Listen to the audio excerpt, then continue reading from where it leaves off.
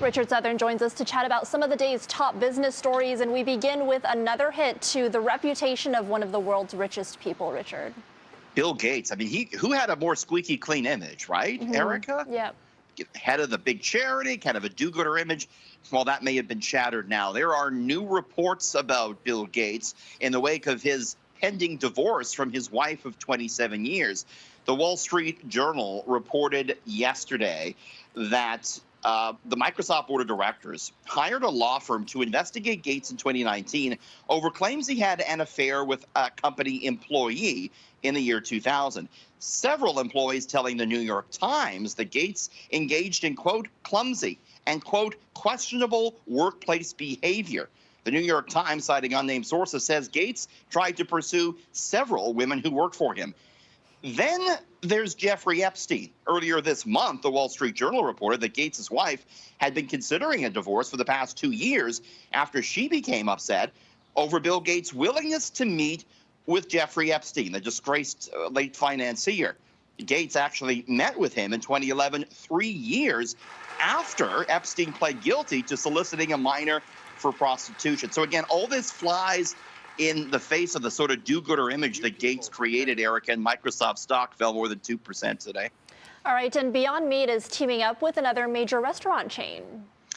Pizza Hut Canada. You know, Beyond Meat's actually suffered a little bit the last year because of all the restaurant closures. They're looking for new places to sell their plant-based meat, and they found Pizza Hut.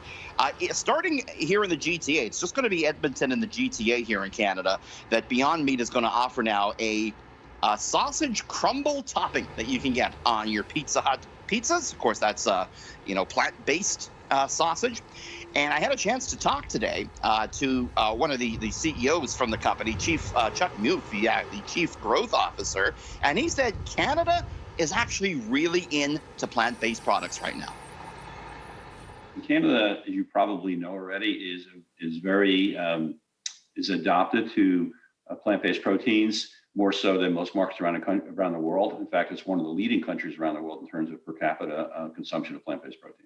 Now you're working with McDonald's on something new. Is there any update you can give us on McDonald's, Chuck? We obviously have very, very high ambitions for McDonald's. McDonald's is the largest restaurant chain in the world and certainly a global powerhouse. So we're very excited about that opportunity. He also confirmed to me that the company will be coming out with a plant-based chicken tender product soon. Interesting. All right. And finally, no surprise here, Porter Airlines is being forced to push back its restart date once again. Yeah, I know. But hopefully now this will stand because on Friday there were reports that the Prime Minister's talking about maybe relaxing the rules on the border. But yeah, Porter Airlines today pushing back its restart date now to July 30th. This is a company that hasn't flown a single flight since March of last year, in more than a year. We did hear some optimistic comments from Porter's CEO, Michael Deleuze. He said as vaccination rates rise in Canada, that he's hopeful that the restrictions on public health measures and travel will be lifted. He says the airline is planning to introduce and announce new health safety measures as well.